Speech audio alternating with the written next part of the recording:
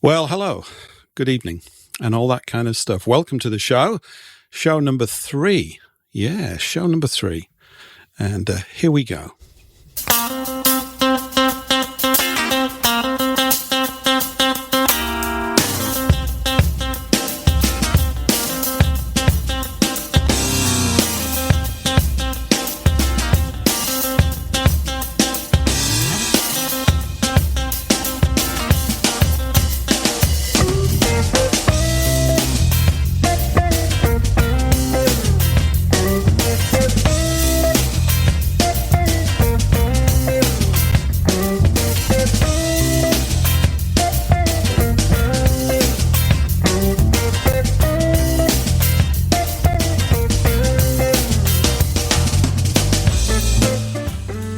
Yeah, just fiddling with a few things there. That's why it took so long for my voice to come in this week. Hope you've all had a cracking week. A few things lined up for you today for the next couple of hours, including in the second hour, if we can get all our ducks in a row, an opportunity for you to call in and ask me 1,001 questions or whatever.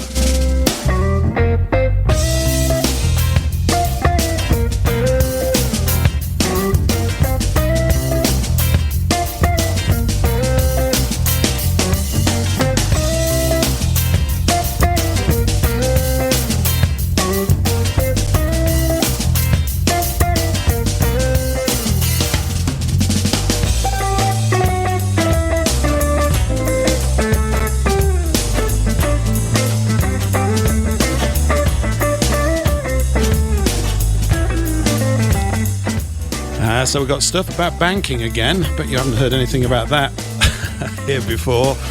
Won't be exclusively about banking, but there's been a couple of things happening in the last 20 hours or so, which are quite interesting with regards to CBDCs, that kind of stuff. We'll be looking at the environment. Apparently there's a problem with it, someone said, somewhere.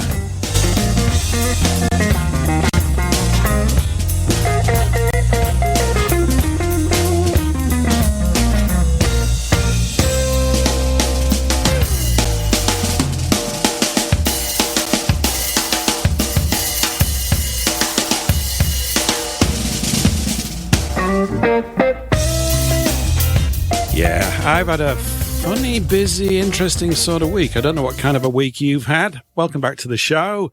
The third one already. What a thing. A third one already. So last week's was a little bit tougher than the first week. Hopefully this will be a bit easier. I have no idea why I'm saying that. Anybody that does this sort of thing, I've not done the streaming stuff before, and I feel to be as though I'm faced with 1,001 buttons to hit to get the thing rolling. And this afternoon was made even more fun because the streaming relay service that I use decided to go AWOL for a couple of hours, so I was looking around for another one to replace it. But fortunately, in the end, all the shining knights in shining armor turned up, and everything was set right. So where are we now? I made some notes, actually. Look at that. I'm turning into a right nerd. I know what I wanted to mention. What's today's date? It's lovely. It's always exciting to talk about the weather and the dates, particularly if you're English. 21st of September. So I think officially, calendarically, if there is such a word, this is the first day of autumn. I think from an astronomical point of view, the first day of autumn is actually going to be on Saturday this week, 23rd. That's when we must hit the point where we've got the same amount of daylight as we've got dark light, or whatever you want to call it.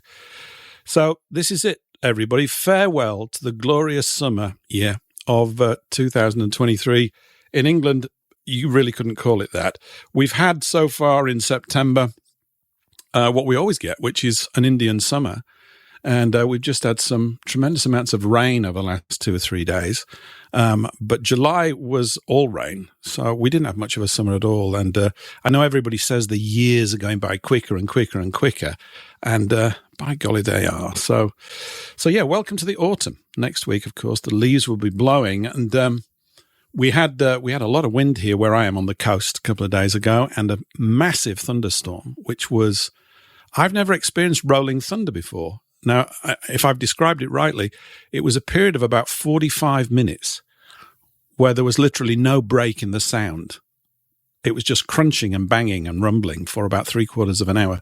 It's always pretty exciting, that kind of stuff, isn't it? And masses of sheet lightning.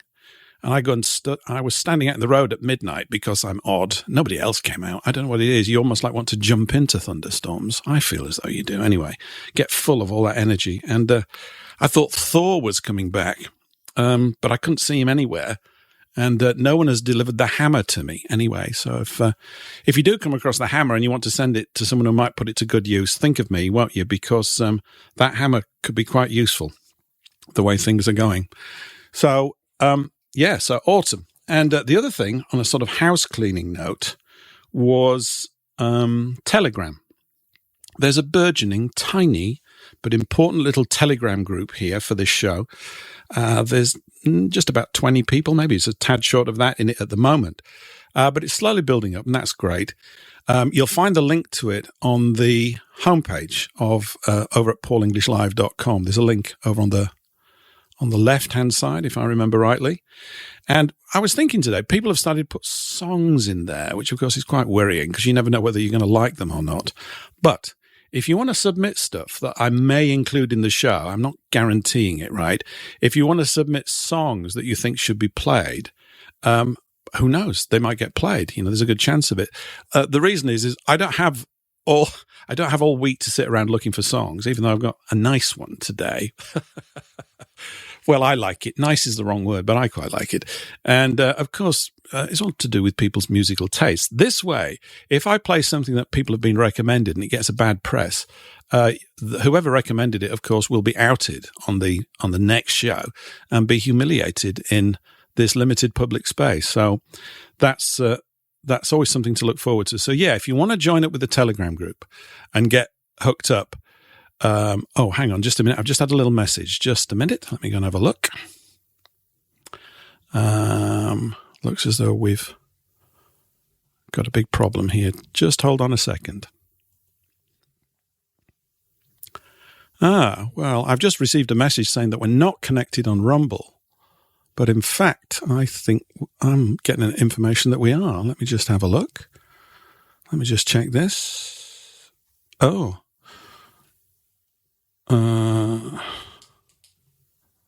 dear. Looks as though I'm not on anywhere. Right, hang on just a minute. So sorry about this. Let me just have a look. Okay, so we're on Odyssey. I can see that we're on Odyssey. Let me just do a quick check here. I think we're on Odyssey. Right, hang on just a minute. Yeah, we are. Sorry. So that's me looping back on Odyssey. So just hold on. I'm getting a sign here that we are connected on Rumble. Isn't it fun, this? But it says not. Yep. Thanks, Paul. I'm just getting some information through. Doesn't make any sense that I'm not on Rumble. Let me just go and check this again. This is bad, isn't it? How can I deal with that? Hold on a second.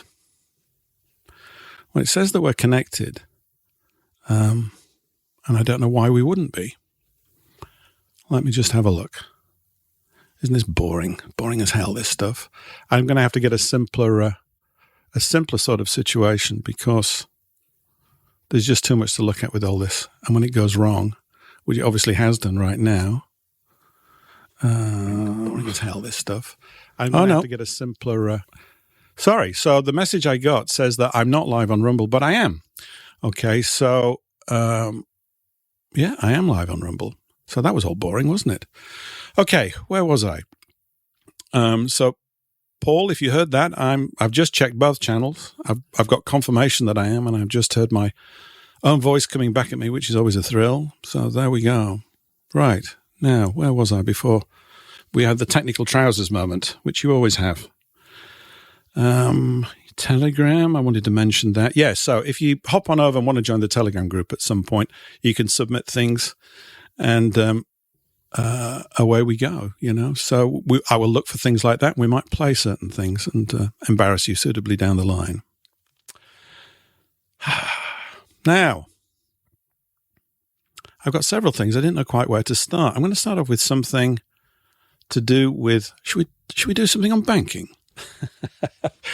I'm not going to make it all about that kind of stuff. I don't know where I'd kind of got to last week, and I ought to probably make marks in in all these documents I've got, I'm finding it rather challenging, actually. Normally, I just sort of extemporaneously shoot my mouth off for hours without any real structure, but I'm finding with this thing that that's probably not going to work. I wanted to talk about a little decision, actually possibly a bigger decision. Let me just have a look at this one. I've got it here somewhere. I'm just trying to find it now. All these little windows open. Oh, there we go. So this was reported in the Washington Examiner yesterday. Actually, it's dated now today, Thursday, September 21st. And I came across it thanks the informant, my informant who brought it to me a few hours ago on a tweet from someone. The headline here says, House Republicans advance legislation to block central bank digital currency. Now, I'm not going to get overly excited about this because it all depends what they mean by the word block. I'll read you a couple of paragraphs from here anyway. It says, House Republicans have advanced a bill that would stop the Federal Reserve, you know about them, right? Private little club. Great if you're in it. Very bad if you're not. Would stop the Federal Reserve from issuing digital currency, sending the legislation to the House for a vote. The House Financial Services Committee voted Wednesday to advance the legislation, which was sponsored by Republican Tom Emmer of Minnesota. The bill is dubbed the Central Bank Digital Currency Anti-Surveillance State Act. Oh, it's lovely, that, isn't it? That's lovely. We'll all remember that. It won support from Republicans and drew opposition from some Democrats on the committee. The legislation would block the Fed from issuing a CBDC directly to individuals. So that means not indirectly to other people, ensuring the Fed cannot mobilize itself into a retail bank able to collect personal financial data on Americans, according to the plan. It also blocks the Fed from indirectly issuing a CBDC to individuals through an intermediary, which is quite a thing. Now... Oh, there we go. Yeah, we got plenty of... sorry to keep wittering on about the technical things, but it's almost unavoidable with this when we're going out to several places. So there's quite a few of you watching on Rumble, so that's great. Welcome to the show. Now, what can we say about that? Is this going to make any difference? Is that really going to make any difference? I don't know. My cynicism knows no bounds when it comes to this kind of stuff. Like I mentioned probably last week or a couple of weeks ago, in theory, there is nothing wrong with a central bank digital currency, but there's everything wrong with the central bank in its current form. And the main problem with a digital currency as well is that it's not the sort of thing that you and I would have come up with, is it? We wouldn't have come up with a thing that lends itself so easily to 1,000% full surveillance of everything that you do. I mean, what's the point of that? Well, we know what the point of it is if you're on the other side. I quite liked the idea of coins, you see, and notes. And as I think I mentioned before, what are you going to do with bank robbery movies in the future? They're just going to be boring, aren't they? What are you going to get? Some nerds sitting around a computer going, oh, we've hacked into this and we've got it's not fun. Whereas men with stockings over their heads and armed with shotguns, prowling through the night, blowing safes up with dynamite and running off with bags of swag, well, you can tell a story around that. There's kind of a bit more to it, isn't there? Not that this is the main requirement for the currency, that we can make good caper movies, bank caper movies out of it, but a CBDC is an anemic sort of thing. So, right, okay, sorry, I'm still getting messages coming through here which are disturbing me. So let's see, it says is it set to private? I don't think it is. I wouldn't have set it to private. I'll tell you what, if anybody's out there on Rumble, sorry, God, I try to avoid all this kind of stuff, and you're on Telegram. All right, I've got echo. Hang on just a minute. Everything's going wrong today. Why is everything going wrong? Sorry, probably just doing way too much. Let me just have a look. I'm going to have to check a few things. What a disaster. It's all gone very bad.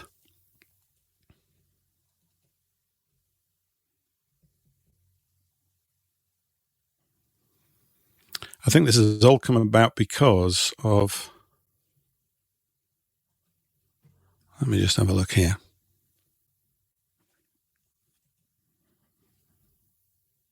Mm-hmm.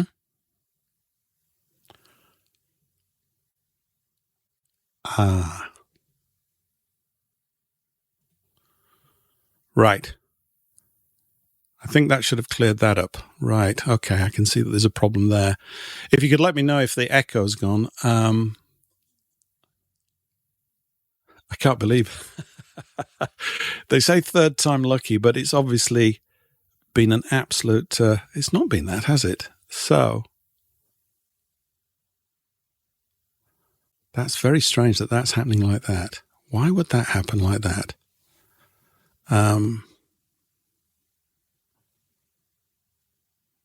Yeah.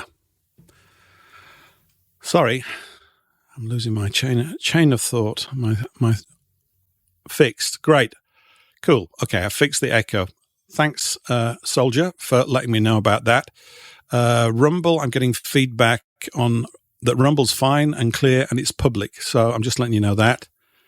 And I can see that there was a technical switch with the feed going to Speak Free Radio, which was causing the echo there. So my apologies on that, but there was a technical issue with that. Something slightly bonkers about the whole thing. I don't know quite why that had happened. In fact, I think I know why. Good. Let me just check one last thing. Sorry about this. I think technical things have been plaguing quite a few people recently. We've had an awful lot of dropouts with relays. Okay, there we go. I can see that we've only got one. We got one signal coming through. Sorry about all this. All right. Now, where was I? Before all the fun started, before my technical trousers were removed in public, and we got to this. Oh, yeah, we were talking about the Washington Examiner. Just takes a large swig of gin. It's water, actually, but it doesn't sound so exciting if I say that, does it? Yeah, the CBDC thing. So we'll have to see what happens with them, with the Fed doing this, that, and the other. But I think the phraseology is, I'm always just looking for where they might be just bending things. It would stop the Fed from issuing digital currency to individuals. So what does that mean? I don't know. I don't know at all. I guess we're going to find out, but I wouldn't get your hopes up too high about these things. I often find that with these processes, it's kind of like 2 steps forward and 1 step back, that kind of stuff. So it will appear that you've gained a little victory, but then they keep pushing back and going in the same old direction that they've always been going in. The other week, I think it was last week, somebody mentioned, I was searching for his name. I'm just getting my brain back up to speed. There's a chap who lives in the UK and teaches economics in the UK and is of German descent called Dr. Richard Werner.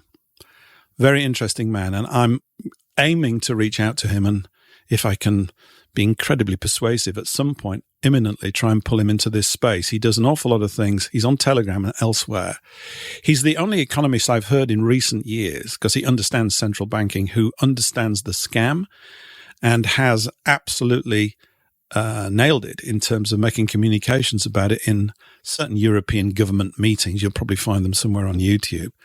And he understands the whole thing. Somebody else who understands it, I might as well play this little clip right now, is a guy called, I'll play it and I'll tell you what it is later. Just listen to this. Oh, I'm looking at the wrong. That's fun. I was just about to press the wrong button. You know what? When I've done these things in the past, or I've been doing them for other people, I thought it's quite easy, really. But when you've got about 500 different tedious buttons, and then you keep boring your audience with it like I'm doing now, I bet let me just find the right thing. There we go. That's better. Listen to this. This is, you might have heard this before. It's a couple of minutes long. Here we go.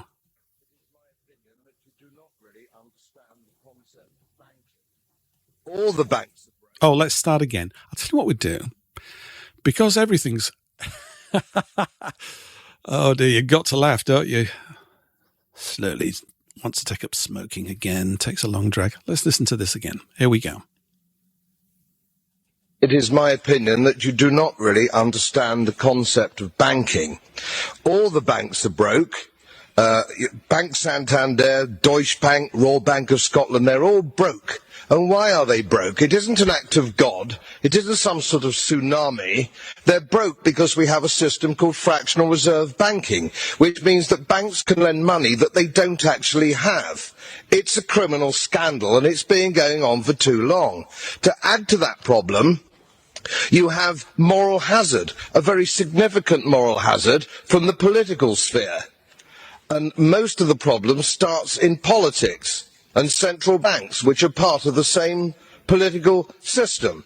We have counterfeiting, sometimes called quantitative easing, but counterfeiting by any other name. The artificial printing of money, which if any ordinary person did, they'd go to prison for a very long time. And yet governments and central banks do it all the time. Central banks repress the amount of interest that rates are, so we don't have the real cost of money. And yet we blame the real retail banks for manipulating LIBOR. The sheer effrontery of this is quite astonishing. It's central banks that manipulate interest rates, Commissioner. And plus, underneath all this, we talk loosely, in a rather cavalier fashion, do we not, about deposit guarantees. So when banks go broke through their own incompetence and chicanery, the taxpayer picks up the tab. It's theft from the taxpayer. And until we start sending bankers, and I include central bankers and politicians, to prison for this outrage, it will continue. That was Godfrey Bloom. And anybody in disagreement with his final concluding comments until we start sending them to prison? The fact is that this scam, which began really in earnest in modern terms, as I mentioned a couple of weeks ago, back at the beginning of the 1600s, with the arrival really of the East India Company, which was the formation point for all this sort of mercantilist aggression with regards to seigniorage, that is the control of the issuance of currency. That's why the line is relevant. It's useful to know. We're not really even talking about English history or anything like that. We're talking about this control mechanism that's in the earth right now, and that has plagued us, well, even before that, but has really plagued us excessively since that point. And everything that Godfrey Bloom said there is totally correct and accurate, particularly the opening comment. You do not understand central banking. They don't. They didn't understand it when he made that speech, which is obviously sometime this century. I haven't got the date on it. It's in the EU when he was a member of parliament, I think, for the EU. And it's one voice. Why aren't the rest of them all binding in on that? Because they're thick, or they're paid for, or both. They're paid for and they're dense. They're not worthy of respect because they're stupid. And their stupidity extends, therefore, unfortunately for the rest of us, into all of these other areas of our lives. Nothing that is reported to us can be clearly understood because it's warped by the smog that is this wretched currency system that's held in private hands and that's just manipulated all the time. And of course, we've seen the build-up of this with all this nonsense recently as well with the environmental things. Okay, now that's a process that began, to the best of my knowledge, you've got Malthusianism, which is what, 1700s, maybe later than that. It doesn't matter. We all heard of Thomas Malthus. He basically said, well, the people just keep expanding at a huge rate of knots. We're not going to be able to provide them with enough food. That was all completely wrong, because he couldn't take into account all the advances that we would make in developing the production of food. And yet this creed seems to still be part of our would-be dictators who are keen to sort of lay a feudalist stamp upon our head, all that kind of stuff, you know. So we're enduring a system which our forefathers endured. Your mum and dad endured it, theirs did, and it's going to keep on going on, and we're not going to be able to fix a damn thing until we get this fixed. Now, it's easy for me to just say these sentences, which is probably why I'm saying them, I guess. You should start saying them too. They're quite good. Just to get clear about it, Godfrey Bloom knows the score. Michael Meacher, another MP over here, he knew the score. No doubt in the United States there are representatives who know the score as well, but most people are not willing to get together and deal with it. And that's because it's such, I guess to some degree, it's such a concentrated and involved system that has matured into a sort of deadly virus, a canker, a disease within the psychology or the culture of politics, and the way that politics is run at the behest of central bankers, and that they kind of scratch each other's back. You cover up for us and we'll do this, but if you do that, we won't give you money for this, and so on and so forth. And therefore, is the reporting back to the public about the state of the economy any good? No, it's not. So, Godfrey Bloom, I might play that one regularly. You've got to really be reminded of this tedious and relentless fact about things. So, will it make any difference? The Washington Examiner thing, the Fed not being able to, supposedly for today, do all that it wants with the CBDCs. I don't know. We're going to have to see. We will have to see. I'm not really, also from a sort of an attitude sort of point of view with regards to all of this, I personally aren't interested in kind of wanting to survive this.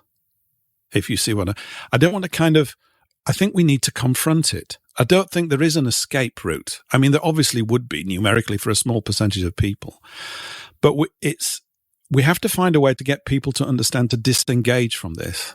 I don't know quite exactly how we are supposed to do that, but we must begin to talk about it regularly and not assume that they've got all the power in the earth. If we assume that, then you kind of give it to them in the assumption of it.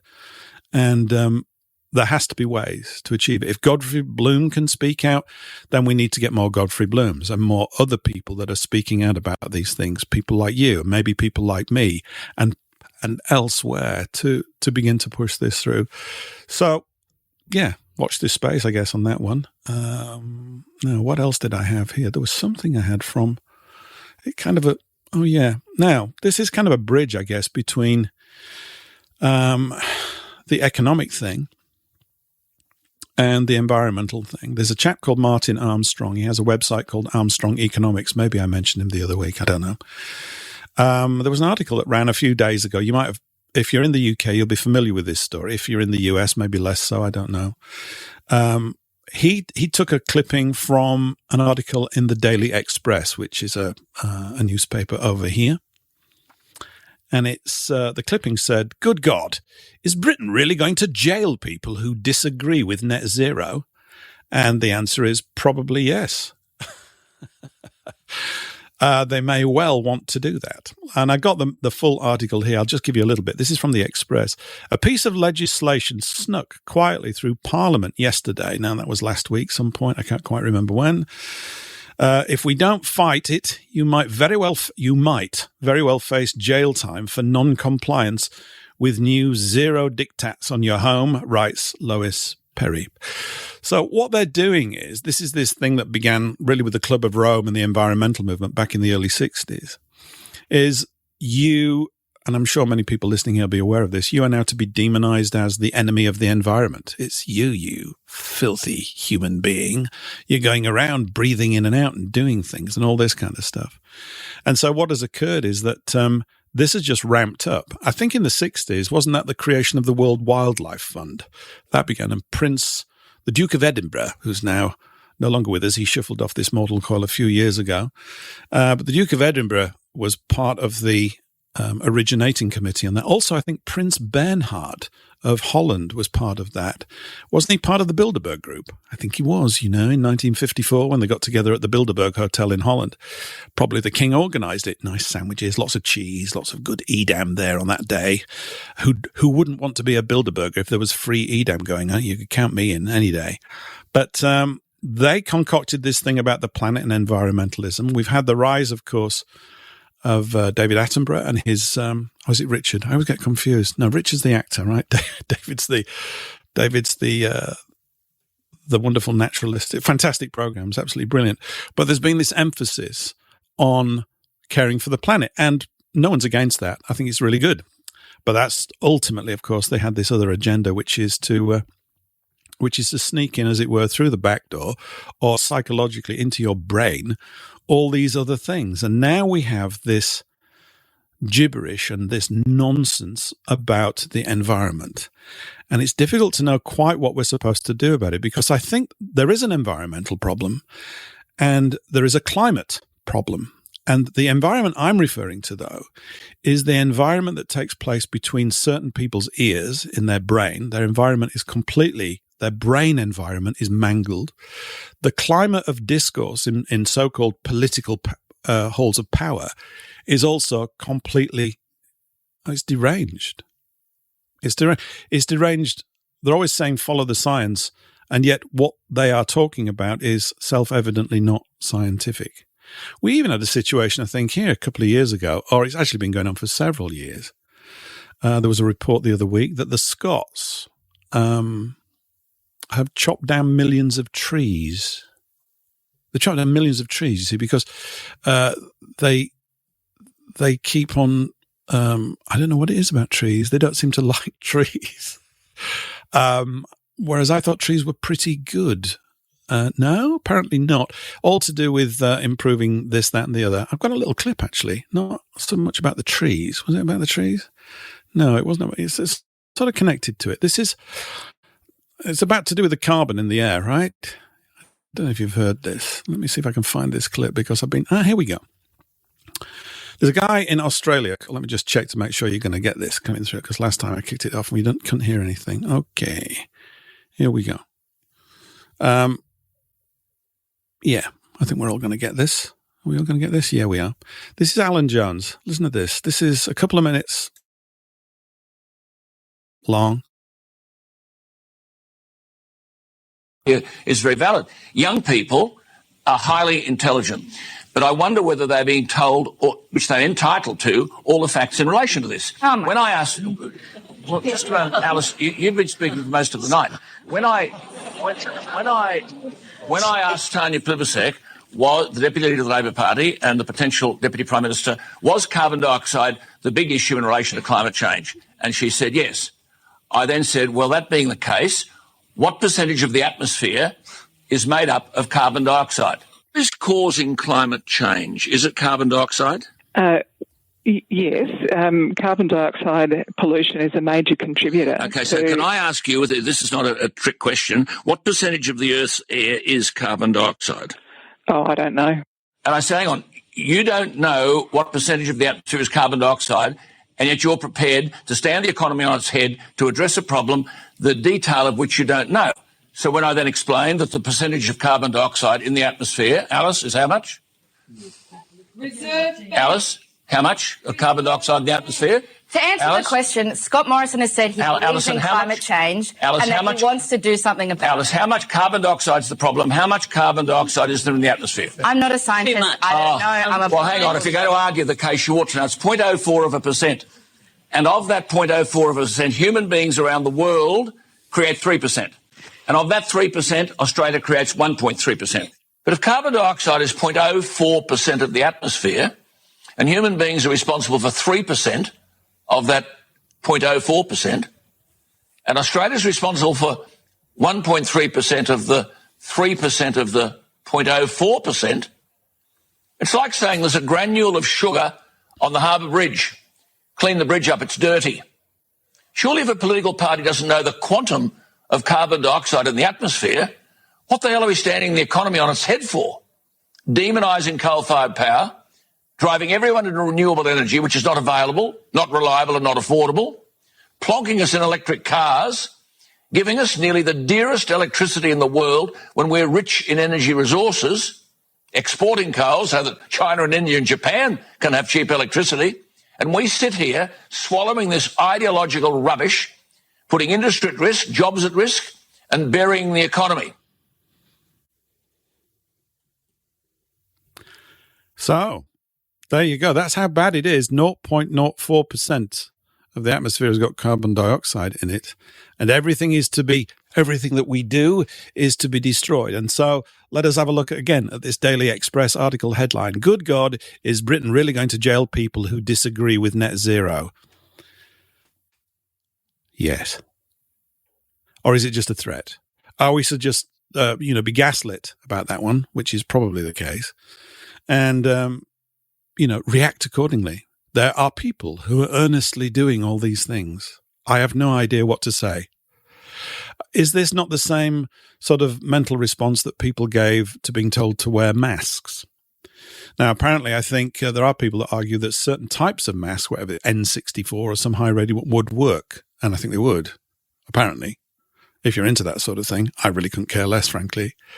I had a conversation with a doctor about a year ago when I had to go to a hospital who asked me if I was vaccinated and this, that, and the other. I said no, and we're not going to be talking about that. I've gone off at a tangent, haven't I? I've got to watch myself. But I did inform him. I said, no, I won't be taking that. I'd rather die. He said, oh, okay. I said, there you go. So we don't need to talk about it. I'm not really bothered because I don't think they've got a solution for what they're giving out. But that's another thing. Let's just get back, or let me get back onto this environmental thing. So you've got all this thing about energy efficiency and all this other stuff to create a mindset that there's not enough stuff. There are too many of us. There's not enough stuff. We can't make anything work. The fact is that there's absolutely masses of stuff. There have been masses of inventions that have come along that have solved energy things or made them colossally efficient. But that doesn't suit the agenda of those that would be in control. How are you supposed to control a people who could be energy independent? Just have a little generator in your house chugging along, doing whatever it does. No one. They don't even bother reinforcing this kind of stuff. So we're kept in this sort of ancient draconian energy management system. Now you're supposed to get a smart meter because, there's not enough stuff. Then they're getting, as Jones was saying, get everybody running around in electric cars, which are horrific things, frankly. I mean, I'd always kind of been in love with the idea of them when I was a kid because I thought they'd end up like a Skeletric and that they'd just shoot around, we'd do all this kind of stuff. And it would be just brilliant. And this is exactly what we wanted. But that's not what they are. There's all sorts of problems, I think, with the electric cars that people haven't really thought about. One of them is that they contain cobalt. Listen, here's another clip. Look, I'm just full of clips tonight. This is from Joe Rogan, who you've probably heard of. I think it's only very brief. They're just looking at the tail end, the beginning of the manufacturing process for electric batteries. Here we go. Listen to this. This is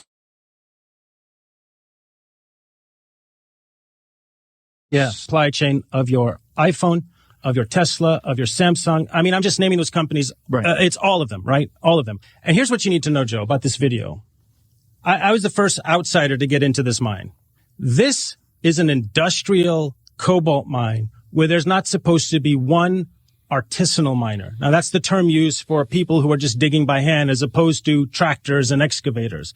This mine, and I can name it, it's called Shabara. There's not supposed to be one artisanal miner here, according to the consumer-facing tech companies and EV companies buying this cobalt. Lo and behold, I walk into this place, and this is what I see. There's more than 15,000 human beings crammed into that pit. 15,000 crammed into a pit. How about that? Sounds fun, doesn't it? And you've probably seen the pictures of them doing this sort of thing, having to get this cobalt out, for car batteries. And obviously, I suppose this must have been going on an awful long time prior to that, as he just said, with regards to the batteries that we use in mobile phones. And the people that are in charge of things like the WEF and everything else, they're all for this. We are, the people supposedly at the top, our would-be masters, are this is not a euphemism. They are mentally unwell. They're incapable of seeing things from the sensible perspective, which must lead us to the view that this is exactly what they intended, because they're not thick as such. But the context that they have, the paradigm that they're working towards, this neo-feudalism that they want to bring back, no one can really work out why. Where's the happiness for families in that? You have to really, take into account that they're against all this happiness, that they don't want any happiness in the world. They're not really particularly interested in that. And I still haven't, in my own mind, really kind of figured out why this has to be this way. I mean, much of this economic activity that takes place, we're always being told about we have to make economic progress and we must boost the economy. And this sort of language, I mean, it's been in my ears my entire life, and no doubt yours if you've happened to catch it. The entire emphasis of the language and the thinking space is in the wrong direction from our perspective. I don't think most people are interested in owning helicopters and boats and having vast amounts of wealth, whatever that might mean, because it preys on the mind and you might not be using it right and this, that, and the other.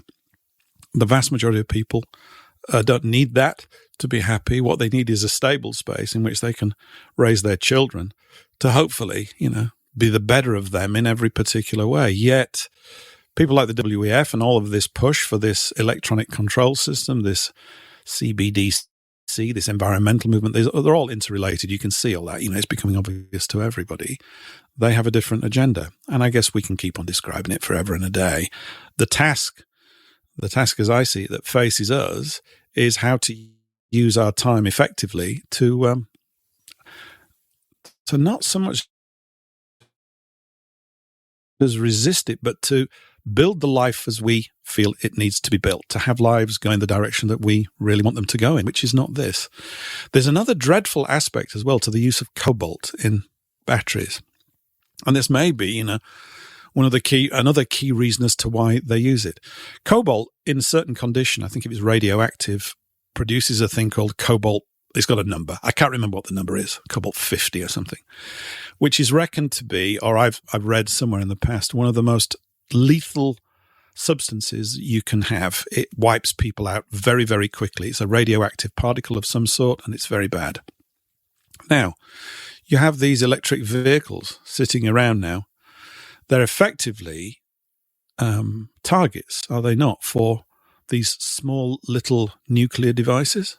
I think I read somewhere that you put one next to an electric car and blow it up, it wipe out 5 city blocks or something within a matter of hours because of the radiation thing and this, that, and the other. I don't need to know all the details. Somebody can go in and we could have a big technical report on all this and decide whether it's true or not. What I think I think that's likely to be true. I think it's also the same reason why you have inefficient nuclear reactors that don't reuse their nuclear fuel, when in fact nuclear reactors have been and could once more be redesigned to effectively go through the fuel again and again and again and again and again. And you take away the need to store this stuff for what is it, 5 or 10,000 years. These are just sort of ludicrous ideas that these people have put into place. And you end up with stuff that is effectively safe within a couple of hundred and can be policed and managed so much more effectively by designing nuclear reactors in a better way. And I think in America,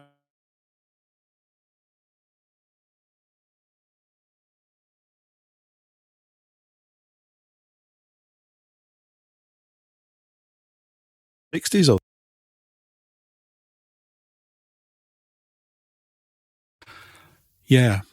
so this legislation in the UK is apparent. We're all going to be very legislation in the UK is apparent. We're all going to be very legislation in the UK is apparent. We're all going to be very legislation in the UK is apparent. We're all going to be very legislation in the UK is apparent. We're all going to.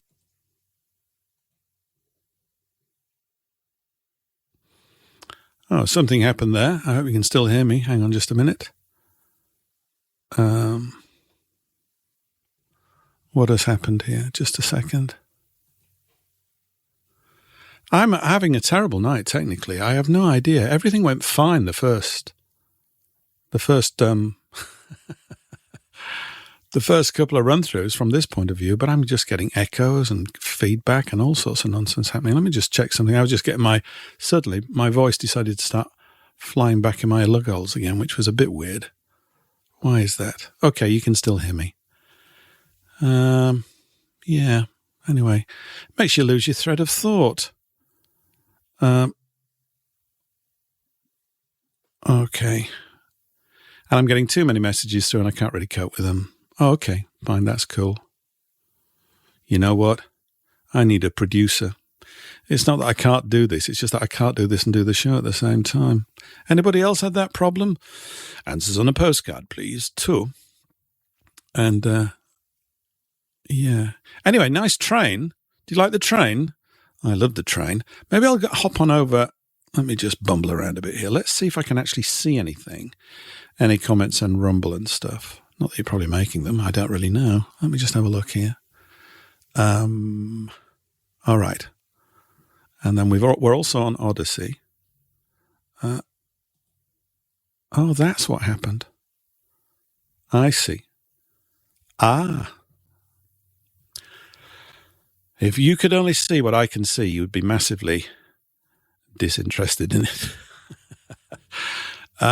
Where do we got to? Let me get on over here now. Let me just have a look. Okay. Right. If you could only see what I can see, you'd be massively disinterested.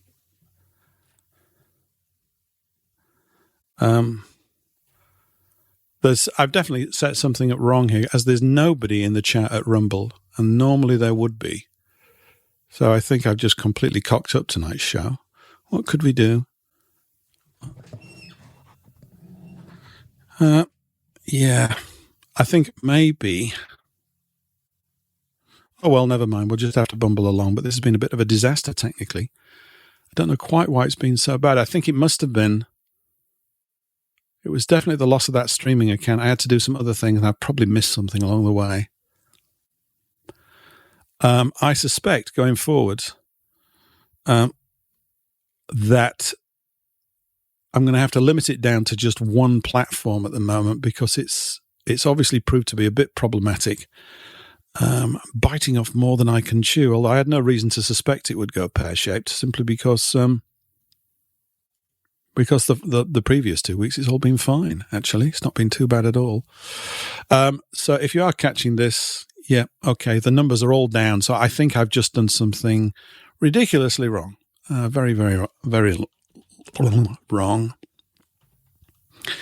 And you can see it's kind of got me slightly flustered. And I'm desperately trying to not get angry, but there we go. Okay, let's carry on. We'll thunder on as it is.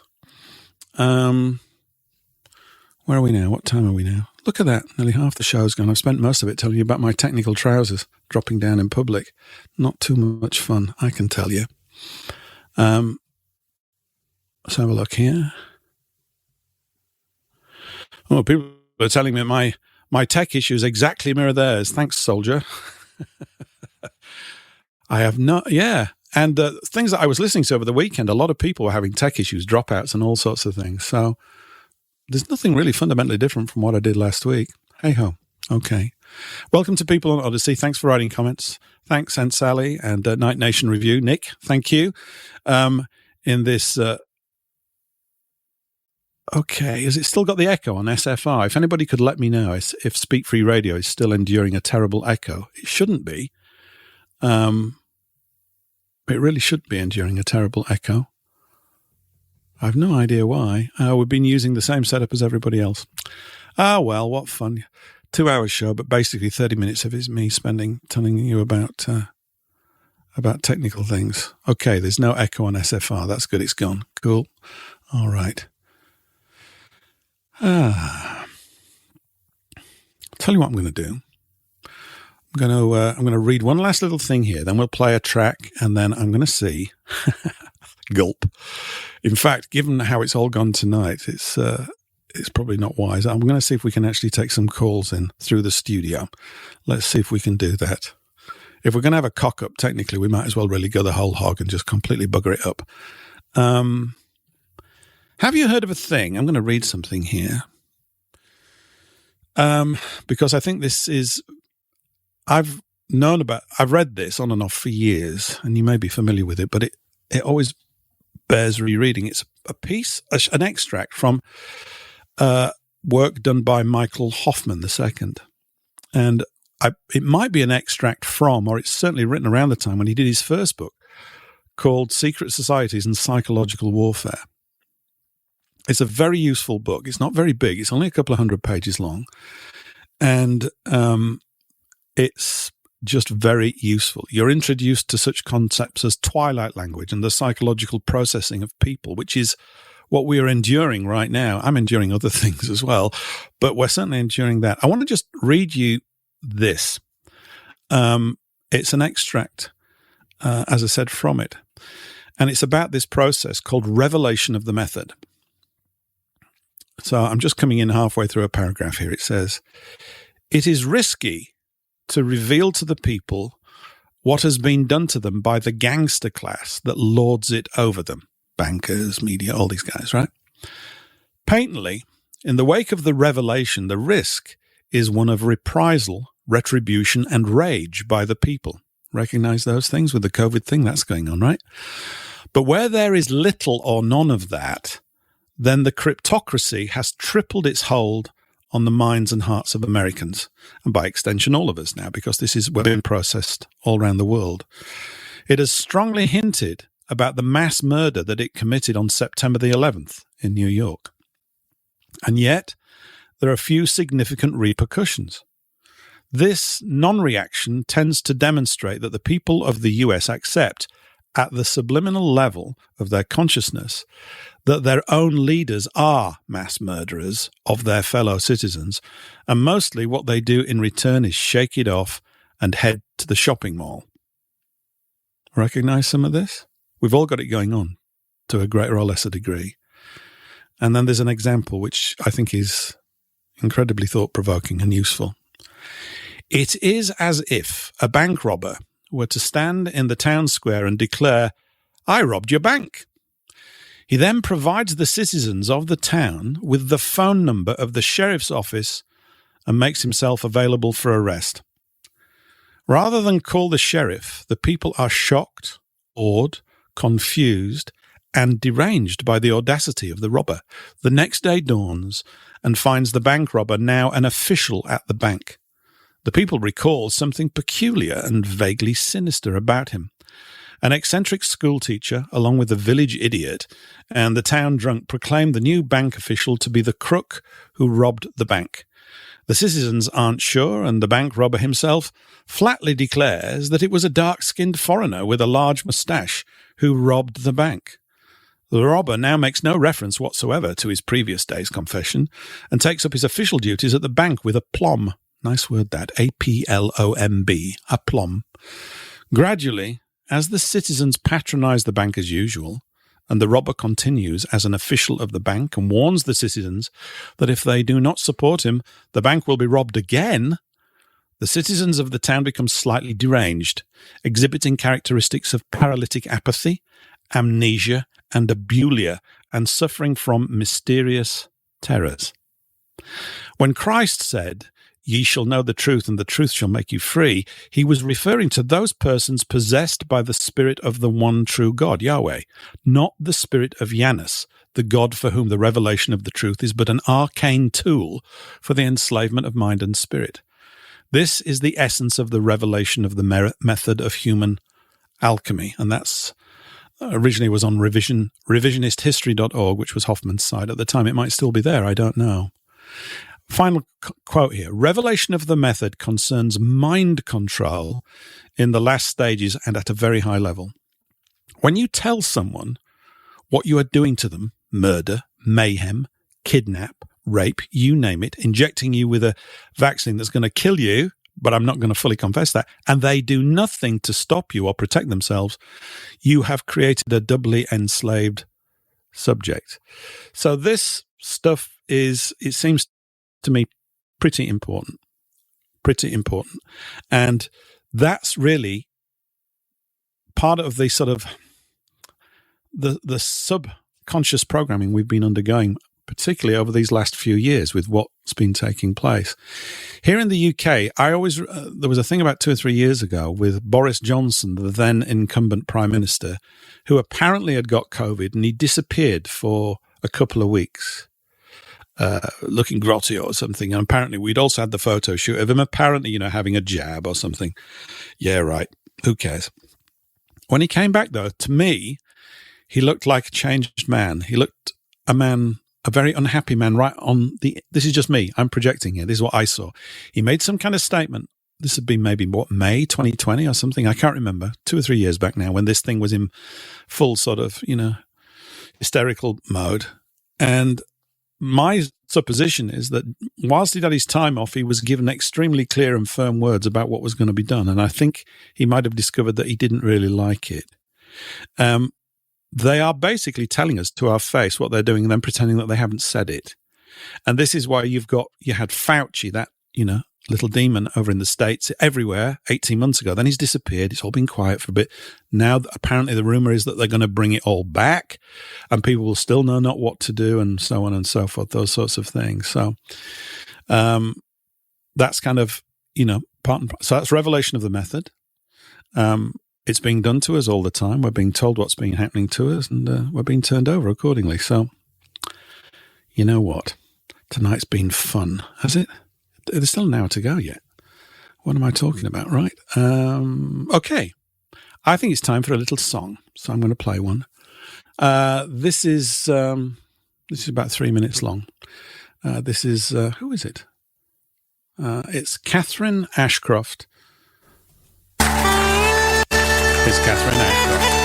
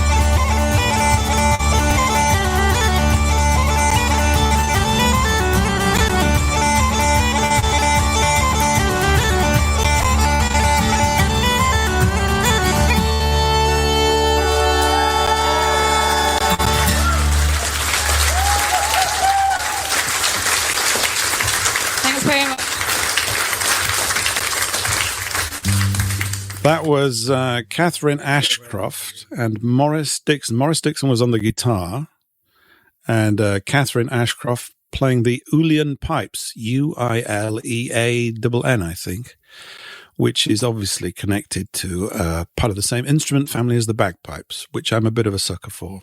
My mum hated the bagpipes. I could never understand this. I love them. I find them hauntingly beautiful, really. And they must have been quite terrifying, I think. You know, you hear that sound coming over the hill if you're about to go into battle. The interesting thing about it as an instrument is it's very, very old.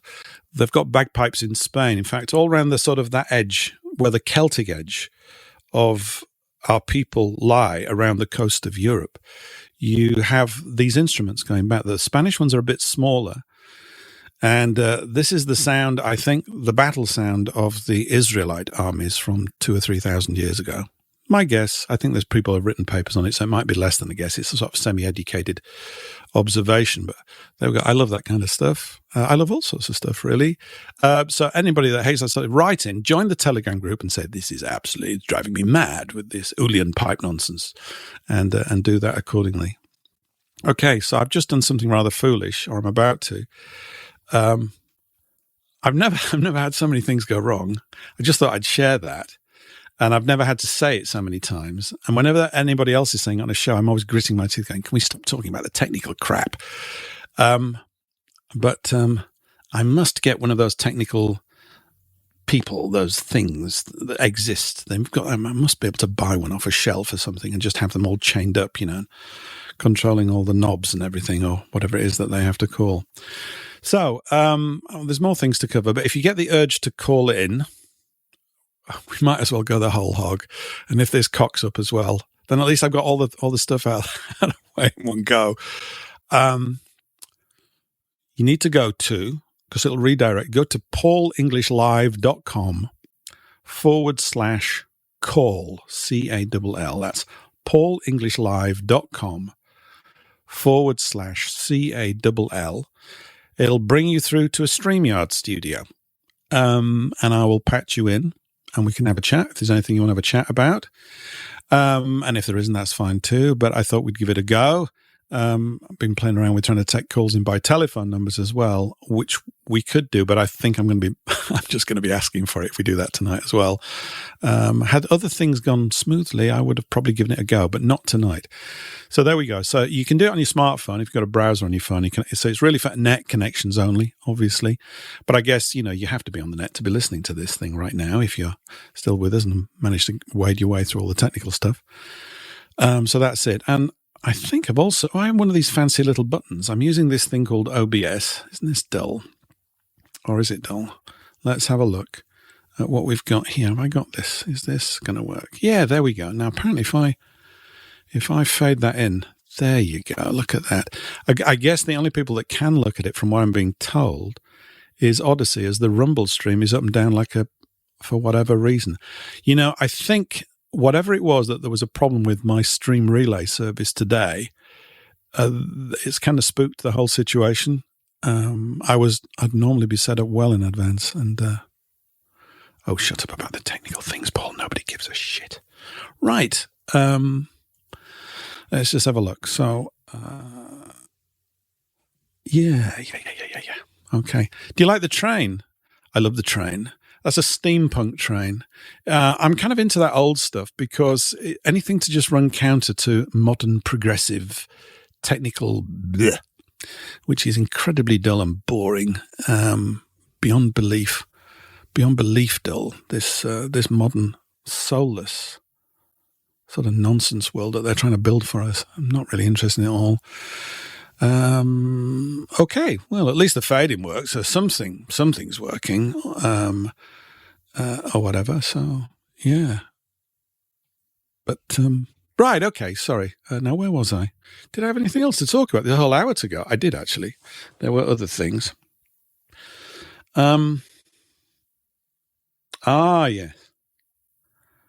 Yes. Do you like architecture? Do you like nice buildings? Do you think they're lovely? Do you like beautiful buildings? I think beautiful buildings really are amongst some of the most beautiful things that exist on Earth. The problem is that they seem to be dying off, and they're being replaced by junk. And this process of architectural brutalism, I think that is literally the word that they coined for it, has been, grinding its way through what were the beautiful cities of Europe, particularly, obviously, since the end of World War II. And actually, I've got an interesting anecdote here about the cities of Europe when they were being built, and about tea. I must tell you about this. It's very important. English types will really quite like this, I think. So when these great renovations and restorations of, by golly, hang on just a minute. You know what? Let me make a note of this. What I was about to talk about, tea, but somebody's called in. Just hang on. Let me just write the word tea down so that I can remember what we were talking about. Because if we're going to have a tea break, I've got to do it right now. Let me see if I can Let me just check everything. Here we go. Let's add someone to the call. Okay. Hi, GV Paul. Please. Are you there?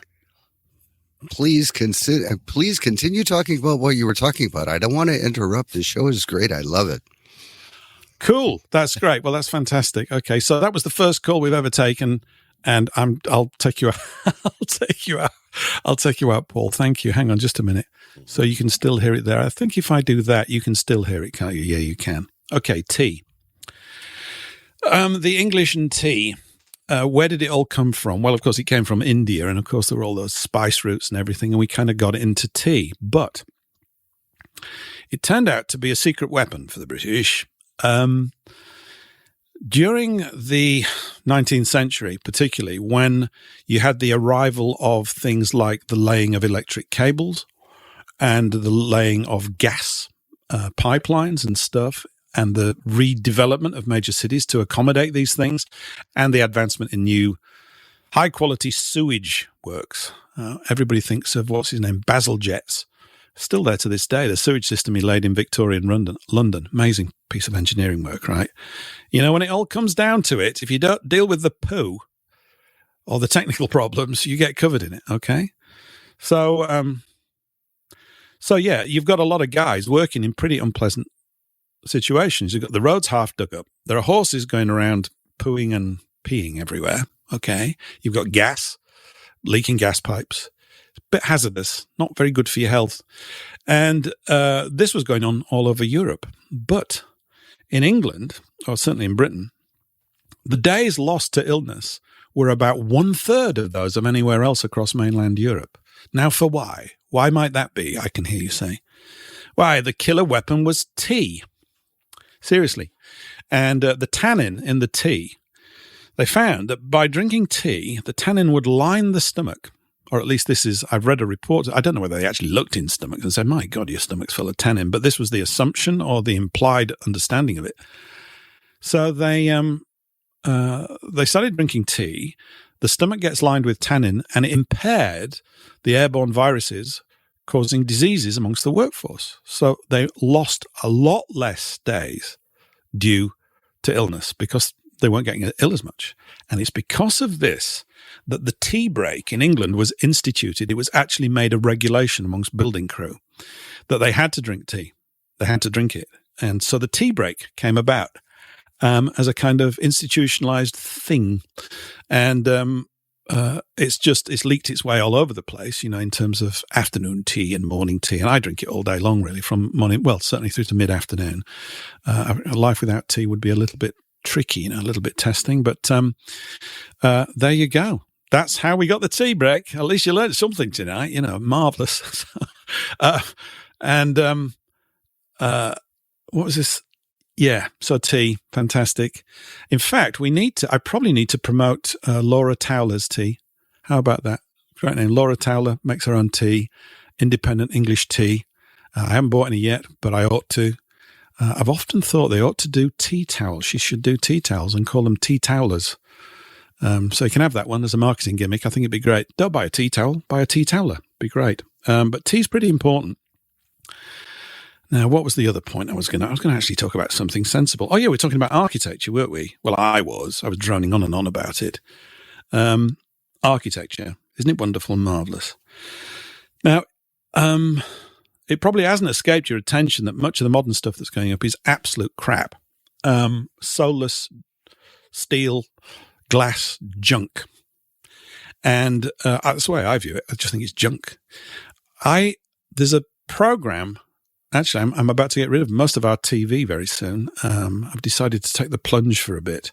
I'm not a big watcher of it. I spend most of my time here having technical problems. It's far too much fun. But there's been a series on Sky about architecture, and I've been recording it because I can't actually watch a whole episode because I get really enraged with the crap that I'm having to look at. I don't like it. I should talk actually in a more grown-up way and be more mature about it, but it's something that really gets my goat. And I think it's because of the permanence of architecture. Buildings sit in urban areas for decades, don't they? And they cast out a kind of energy field. And if you look at the terrible things that go up in London, you can understand why people get a little bit mawkish and miserable. And then there's something up in, I've forgotten the name of it now. They've preserved it. I think I might have mentioned this a couple of weeks ago. Maybe I've only got 5 stories, and this is one of them we keep going round to. But it was some concrete thing. It just looks like a sort of nuclear bunker, and they've got a preservation order on it because it was a new type of design. But it's rubbish. It's not very good. Now, there is a thing going on, and I've got to dig up because I want to play the clip on this. Where is it? I don't really want to. Oh, here we go. We've got it. Right. Have you heard of a thing called The Line? We have now The Line. Ooh, that sounds interesting, doesn't it?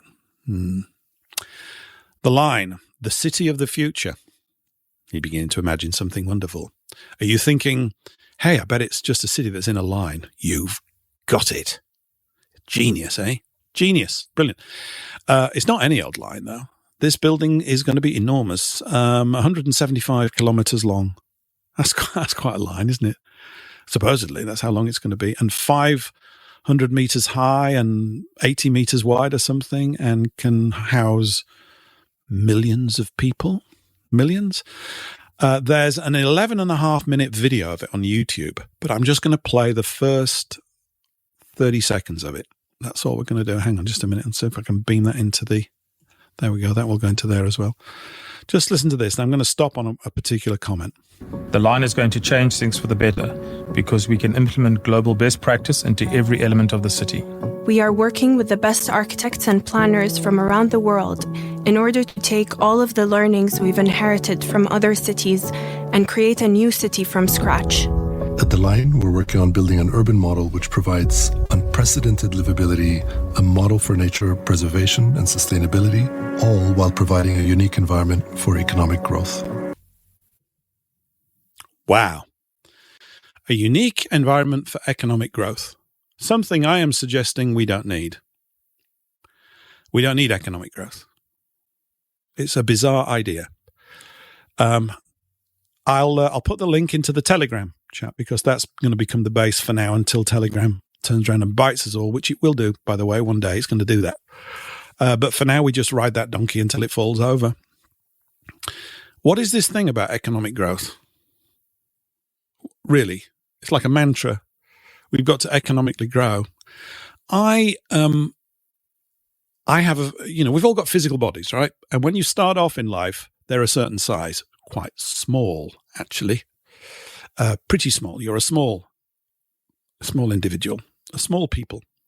And you need absolutely the care, love, and attention, guidance, and defensive qualities that your parents bring to your little being. And but you start to grow, don't you? You get bigger. Oh, little Johnny's got, how big are your feet now? Oh, those trousers don't fit. You know, that kind of stuff. Well, that's what I used to hear anyway. And all that kind of stuff. Oh, you're wearing everything out. You've worn them out at the knees. It goes on and on. But you hit, 24, 25. And you don't keep on growing. People don't come up to you when you're 35 and saying, your feet only size 10. Why are they size 11? Why are you not growing all the time? Why don't you just keep getting bigger? Because there's no need to. The economy does not need to grow. It doesn't need to grow. What do we mean by growing the economy? This is just my take on it. I'm sure someone could argue me down and bet it, but at least it gets the conversation going, maybe, right?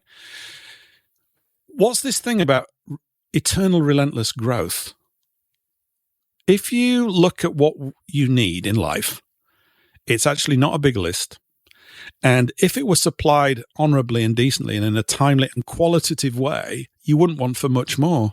Because what we all really want is good companions, I would suggest. More than anything else, we want to be in and around and amongst members of our tribe, doing our things the way that we do them. We don't mean harm to people from other tribes that do things their way, which we may or may not approve of, but it's none of our business as long as it doesn't harm us. And we wish to get on and develop our culture, do our silly little dances and do our paintings and our poems and our songs and things like that provide some richness in this life whilst you're passing through it and living it and growing it and being pummeled by it and ground down and then being exhilarated by all those things that come along. But economic growth, what is that all about?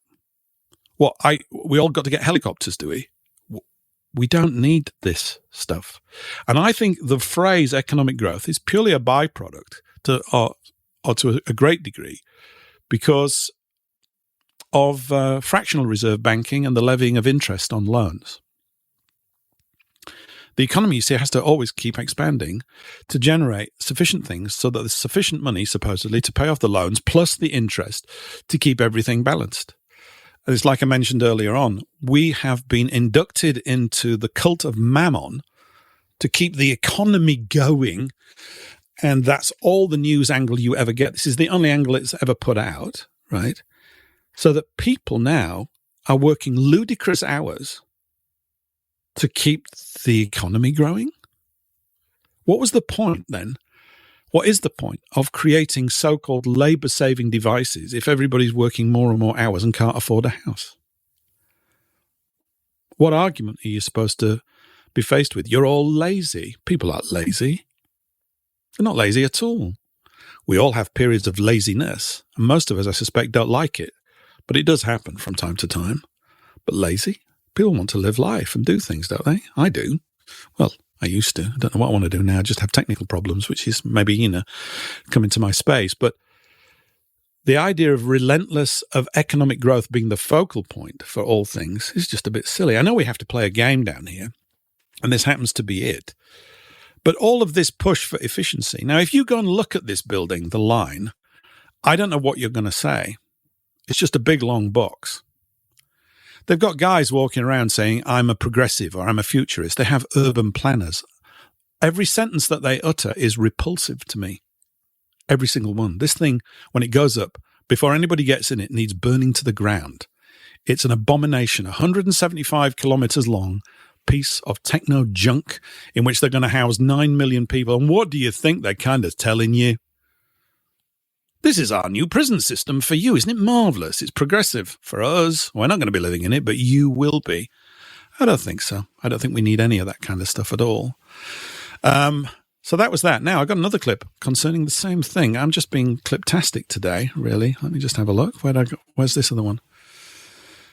Because these things have been... Here we go. This came through from elsewhere. It's a couple of minutes long. I'm going to play it in a second. Let's play it, and then I'll read the comment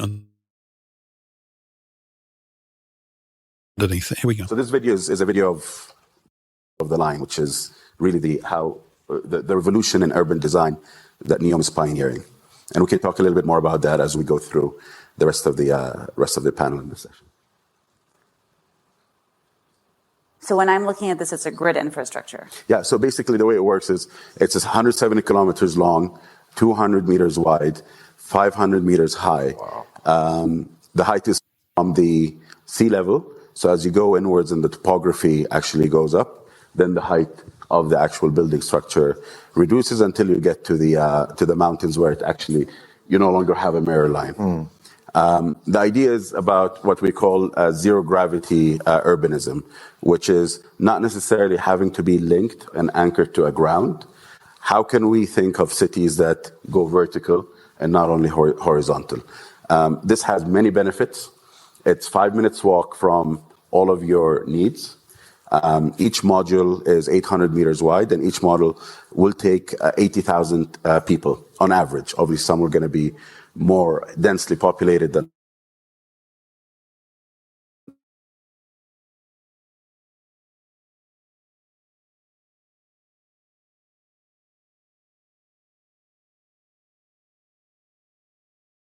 others.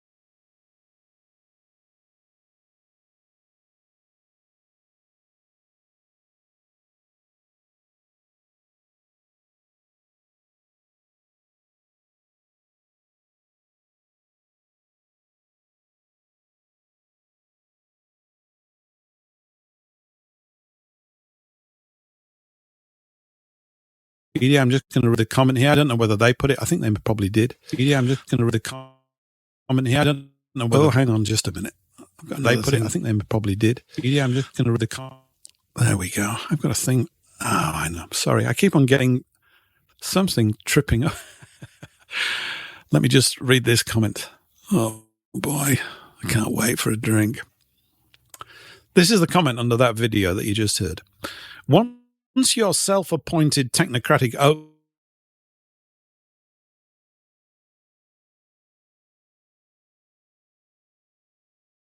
overlords have managed to confine you to a 5-minute prison, all sold to you as some kind of utopian paradise, of course.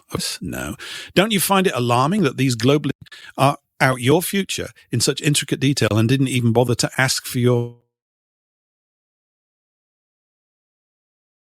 consent of anything? They are this piece of boxy junk, which is what it is, right?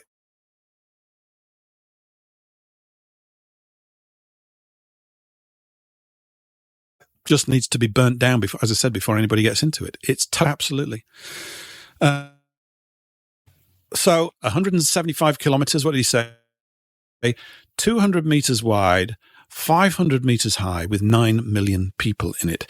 What you just heard, of course, was coming out of the bowels of the World Economic Forum, that wonderful organization that brings nothing but brilliance and stuff into the world. And we need to form our own. How about the Parish Economic Forum, what we're going to do in the local area? Because it seems to me that local is going to have to gear up to destroy global. The centralization of power produces these abhorrent people with stupid ideas who think they are our leaders. How are you supposed to convince them otherwise when they won't listen to you? You can't. And I suppose the thing I would say is it's kind of a definition of war, isn't it? Isn't it a definition of war? I think it's a definition of war. If you're involved in a discussion with someone and you can't resolve it through communication, it breaks down. I probably mentioned this a couple of weeks too, but it's worth going over again very briefly. Where are you at? What situation are you in? These people have drifted away, of course, from the laws of God. I don't know whether they were ever aware of them, but they certainly would have resented them. They're the same sort of great merchants of the earth, the great Babylonian tower builders, this kind of nonsense, right? And I'm finding it difficult to understand why they think what they're building is any good. It's got no beauty in it. What did he say there at the end? A timeless beauty of glass walls. What's he talking about? Yeah, right. Yeah, that's how we all think about big sheets of glass. The timeless beauty of tower blocks covered in sheets of glass. I think not. I just say to anybody that's listening, by the way, there's been some issue with Rumble tonight, so my apologies. It's just really not worked at all. I don't know if there was a problem, because I can see some comments in the Telegram group. Best place, I think, to listen to it tonight has been over at speakfreeradio.com. My apologies for that. I'm going to have to try and simplify the thing going forward. There was no reason for me to simplify it because the last 2 weeks had gone technically fine, but today has been a nightmare. So I think I need to find a new streaming relay that's going to stay connected to these platforms. So not much I can do about it right now, but there we go. Again, if you feel like calling in and saying anything at all, you can do so. You just need to, in your browser, go to paulenglishlive.com/call, CALL. Anything at all. It doesn't really matter what we're covering here or what I've been covering so far. Yes. So that, if you want to be sick, go and look it up. You want to sort of see one of their stupid ideas. Where did all these stupid people come from? They got a factory for them. There was some comment as well that some bint made in the WEF. I saw some clip about 3 or 4 months ago where she was moaning about the fact that people were losing respect for the elite. Oh, what are we supposed to say to someone like that? Nothing. You haven't any respect for them, so they're not going to listen to you, are they? And I think that kind of is another indication of the gulf that's between us. It's is it unbridgeable? It appears to be that way. It's very frightening, actually. I have to make light of it from time to time because I want to keep my sanity. But this mental compliance with a kind of bovinely stupid plan, no good. And of course, by me communicating it, I'm kind of bigging it up. We're actually worried about this now. Whereas in fact, it seems to me what we need to train ourselves to do, I'm addressing it to myself as well, is to think of the positive way that we want life to unfold. And we have to come together and make that happen. It's down to the peasants. No one's coming to save us. All the people that could have saved us, or maybe used to in the past, the Lord with a good heart, yeah? Those people that used to exist, the aristocracy with a good heart, they did used to exist. It's not all been bad. They seem to have been chewed out and discarded. They don't seem to be around at all in any considerable number. One of the telltale signs really over this CBDC environmental claptrap is I'm hard-pressed to think of any dissenting voices at all with regards to it. That thing we were talking about earlier here in the UK about the environmental plan that, you know, if you don't provide an energy-efficient house, you're blah, blah, blah, blah, blah. I think there's only about 6 MPs out of 600 actually raised some kind of opposition to it. Or was that the online safety bill? I'm getting confused, really. That's,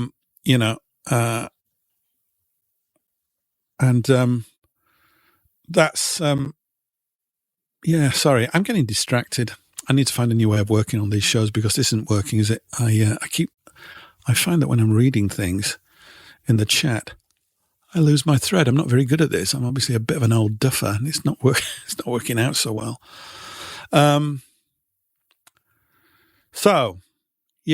Very few dissenting voices over the past few years from anybody in any political class at all. Hardly any dissenting voices. And this leaves us, well, where does it leave us? With not much. Remember the other week, I'm going to just play another clip now. This is quite long, 6 months. Last week, I played a clip from Marshall McLuhan, which was the short clip. I think I mentioned it was a couple of minutes long. This is the full clip. It's quite interesting. It's very interesting, actually. And it's to do with, well, the electric age and the mode that we've got ourselves into. This is about 6 minutes long, okay? So we need another break. Anyway, I've been yakking for quite a bit. Here's Marshall McLuhan, full thing. Listen out to what he says about Hitler. Seriously, this is from the late 70s. In the early 50s, you predicted that the world was becoming a global village. We're going back into the bicameral mind, which is tribal, collective, without any individual consciousness. But it seems, Dr. McLuhan, that this tribal world is not friendly. Oh, no. Tribal people, one of their main kinds of sport is sort of butchering each other. It's a full-time sport in tribal societies. But I had some ideas. We got global and tribal. We were going to become... The closer you get together, the more you like each other. Yeah. There's no evidence of that in any situation that we've ever heard of. That when people get close together, they get more and more savagely impatient with each other. Well, why is that? Because of the nature of man, or his tolerance is tested in those narrow circumstances very much. Village people aren't that much in love with each other. And the global village is a place of very arduous interfaces and very abrasive situations. Do you see any pattern of this in, for example, desires of Quebec to separate?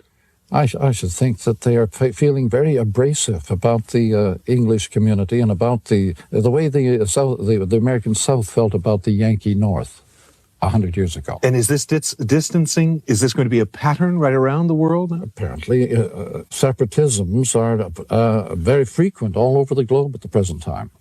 Every country in the world is loaded with regionalistic, nationalistic little groups. But in Quebec, for example, they define it as the quest for identity. Yes, all forms of violence are a quest for identity. When you live out on the frontier, you have no identity. You're a nobody. Therefore, you get very tough. You have to prove that you are somebody. And so you become very violent. And so identity is always accompanied by violence. This seems paradoxical to you? that ordinary people find the need for violence as they lose their identities. So it's only the threat to people's identity that makes them violence. Terrorists, hijackers, these are people minus identity. They are determined to make it somehow, to get coverage, to get noticed.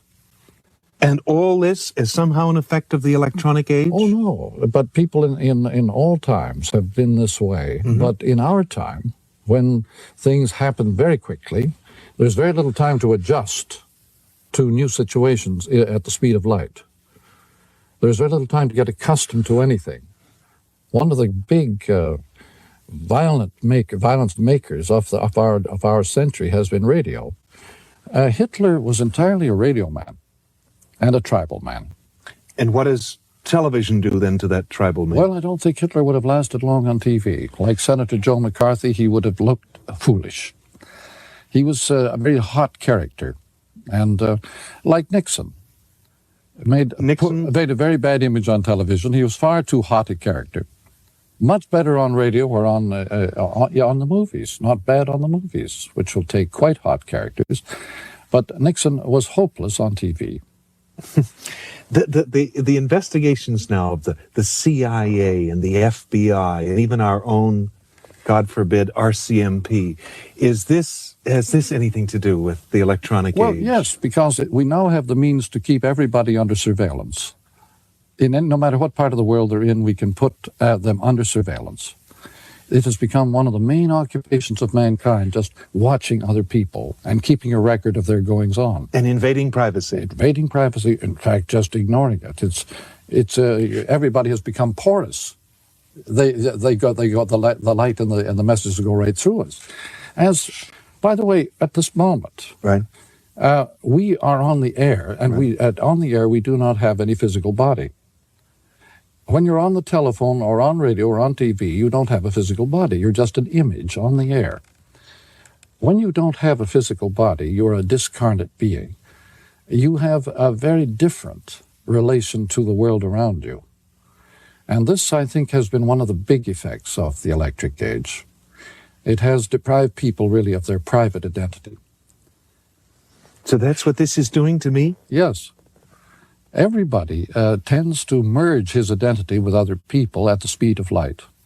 It's called being mass man. By the way, one of the big marks of the loss of identity is nostalgia.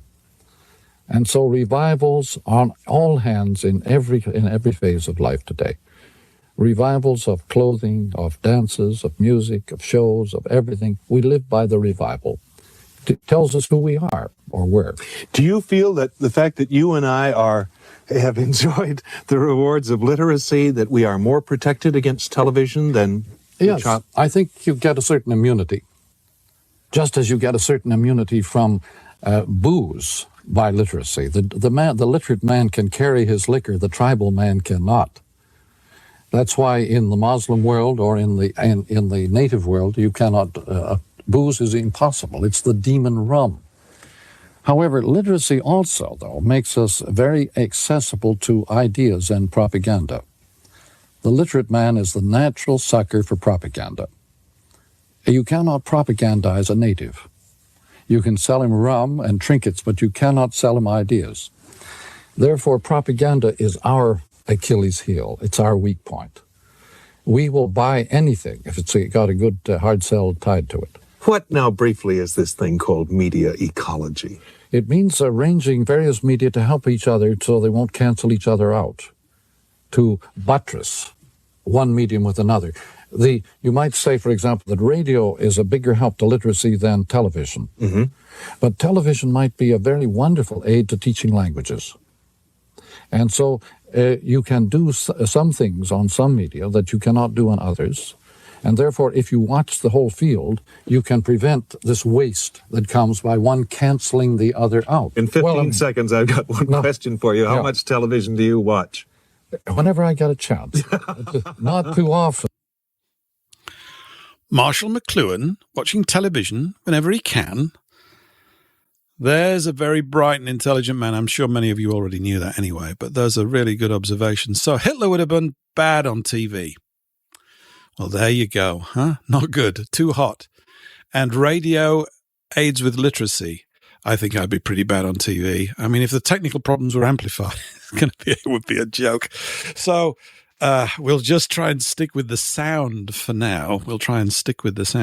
Actually, I'm going to make these clips available in the Telegram group at some point. So if you want them to listen back to them again, and if you find anything like this as well that you'd like to offer up that you think has got good talking points in it that could stimulate things, please just pop them in the Telegram group. The link you'll find on paulenglishlive.com. So early days here with all of this, but they're very useful. In 2 hours you chew through a lot of material, or at least I think I'm doing that. And this is because it's all kind of solo at the moment. The plan is not for it to stay in this format. The plan is for it to evolve a little bit, certainly in certain areas. But McLuhan, yeah, so there we go. He watches TV a lot, and radio aids the literate man. And also, yeah, the literate man is open to propaganda. So maybe you should disregard most of the things I've been talking about this evening, and most of the things that other people talk about as well. We're all a bit literate, and it means we're open and susceptible to conditioning, which we are. I've often, I remember discussing this with people a long time ago. The trick is, if trick is the right word, it might not be, is not to think that you're not brainwashed, but is to recognize that you are. And when in the recognition of it, you become free of it, because we all get conditioned with certain things, don't we? Like I've been talking about today, everybody is being conditioned with regards to the bank, and all this, that, and the bank, and economic growth. And I could be completely barking mad about those things, but I really want to get the conversation going. I'm not arguing for idleness or indolence. In fact, I think people can't live like that. It's a sin to live like that, and it wears you out not doing things. There's a natural compulsion for us as a people to build and do things. We've been doing it for a long time. One of the things that need to be built is buildings that are beautiful and not big, long 175-kilometer lines that look like a block, where people grin and talk about this as if it's some fabulous, fabulous thing. I don't know how these people get drawn into that space and talk about these things in such a way when it's obvious that, as I said earlier, the thing is hideous. How does that occur? Why is it that there's not this love for the natural and the beautiful? If you were to say to most people, if you send them, there's a place in England called the Cotswolds, and there's some classic cottages there which fit very much the idyllic, cliched view that many people have of England, of people living in these wonderful villages. Well, that is one of them, and they do exist.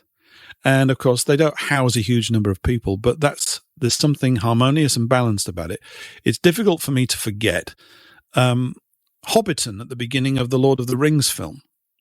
Because it conforms to all these, I'm calling them English stereotypes, but they're really European stereotypes. I just know them as English, and Tolkien was writing obviously from an English sensibility when he put this together. But the idea of the little house and the neighbors and the fields and all that kind of stuff.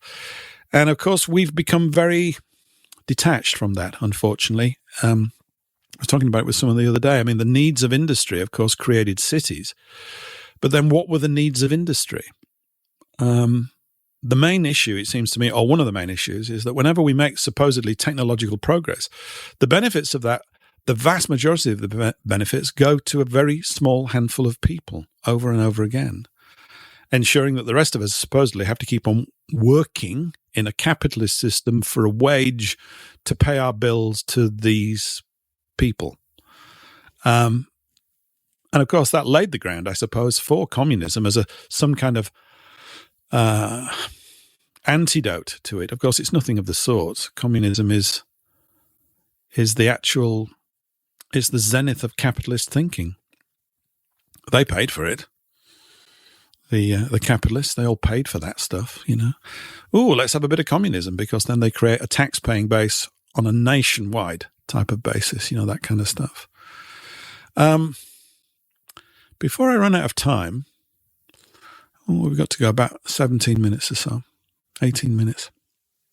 I think, not last week, but the week before, I read out a poem by Kipling, which had that wonderful expression in it about Saxons being up and around people and acting like hornets, which I quite liked as an image. I think it's something that we should take on board because we need to get quite gobby, obviously in an educated way, but also in a slightly raucous and, pointed way from time to time. Anyway, I didn't read a poem out last week, although I had this lined up. And because I'm still stuck on the money thing at the moment, I'll keep coming back to it because I do see it as this common thread over and over again. I've got a reading of a poem by Ezra Pound. Now, Pound died, I think, about 1970 or 71, but in the 60s he must have recorded this. And Pound is, I would suggest, very important to all of us. First of all, without him, Eustace Mullins probably never would have written that book in 1948, The Secrets of the Federal Reserve. I think it was late 40s that it came out, wasn't it? Which is effectively the first conspiracy book about the central banking scam that we're aware of. There may have been others that have hinted at it, but Mullins's work there, done really under the direction and driven by Pound. He was in the mental institution at the time. I forgot the name of it, somewhere in New York. Think about that. It's absolutely horrific.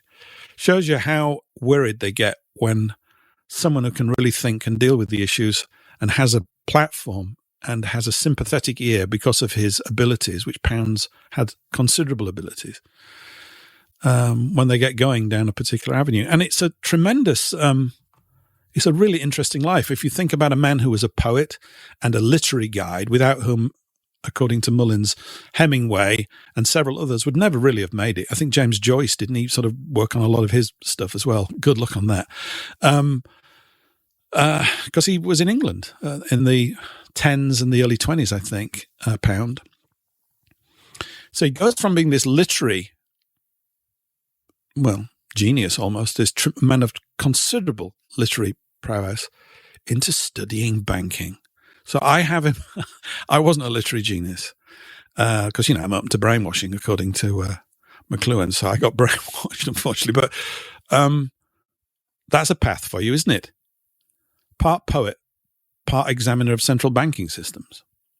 Very, very odd. And not odd. Odd's the wrong word, isn't it? Intriguing. What is it that compelled him to do that? Really, you'd think a love for humanity, a love for human beings, seeing a great injustice that's being done to everyone, well, practically everyone, through this cursed system. Anyway, this is Pound reading. It's about 3 minutes long, and it's done in a particular way. You'll feel as though you've tuned into some late-night poetry club thing with this. This is quite a thing. It's called Usury, and it's about usury. Ezra Pound, here we go. With Usura hath no man a house of good stone, each block cut smooth and well-fitting, that delight might cover their face. With Usura hath no man a painted paradise on his church wall, harpers elude, or where virgin receiveth message and halo projects from incision. With Usura seeth no man Gonzaga his heirs and his concubines. No picture is made to endure nor to live with, but it is made to sell and sell quickly. With Usura sin against nature is thy bread evermore of stale rags. Is thy bread dry as paper with no mountain wheat, no strong flour? With Usura the line grows thick. With Usura is no clear demarcation, and no man can find site for his dwelling. Stone cutter is kept from his stone, weaver is kept from his loom with Usura. Wool comes not to market, sheep bringeth no gain with Usura. Usura is a murrain, Usura blunteth the needle in the maid's hand and stoppeth the spinner's cunning. Pietro Lombardo came not by Usura, Duccio came not by Usura, nor Pier della Francesca, Juan Bellin not by Usura, nor was La Calunnia painted. came not by usura angelico, came not ambrogio predis. No church of cut stone signed Adamo may fake it. Not by usura Saint Trophim, not by usura Saint Hilaire. Usura rusteth the chisel, it rusteth the craft and the craftsman. It gnaweth the thread in the loom. None learneth to weave gold in her pattern. Azure hath a canker by usura, Karamases is unbroidered. Emerald findeth no memling. Usura slayeth the child in the womb. It stayeth the young man's courting. It hath brought palsy to bed, lieth between the young bride and her bridegroom, contra naturam. They have brought whores for Eleusis. Corpses are set to banquet at behest of usura. And so that you don't continually misunderstand, usury and interest are not the same thing. Usury is a charge made for the use of money, regardless of production and often regardless even of the possibilities of production. I now repeat the theme in Canto 51. So there he was, Ezra Pound. And quite an interesting accent that he's rolling. He sounded like a Cornishman at times to me, rolling all those R's.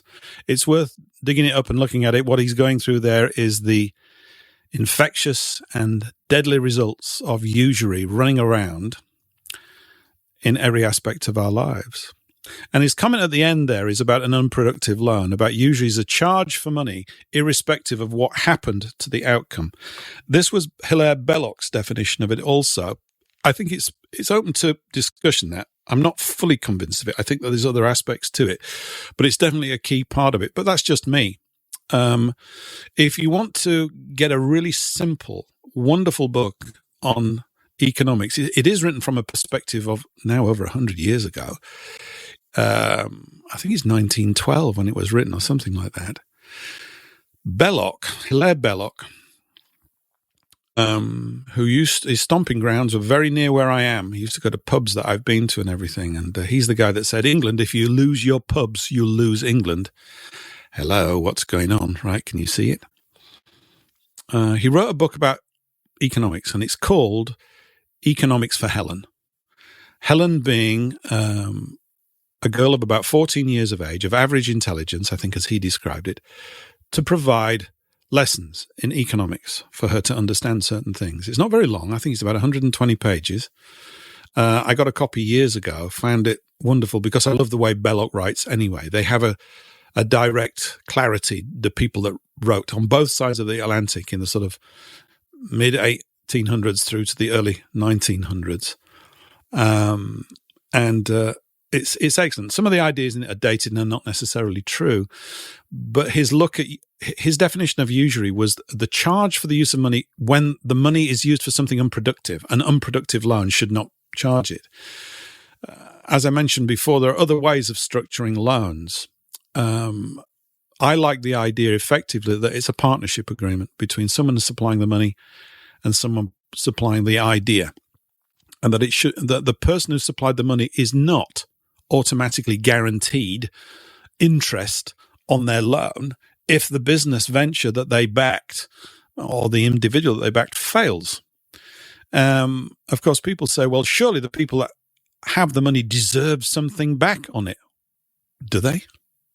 I think that's something to be discussed. Why? If everybody's purpose, of course, is to just keep making more and more money, where does that lead us? What's the actual aim of all that stuff? Of course, people want to improve themselves. It's a natural compulsion to do it.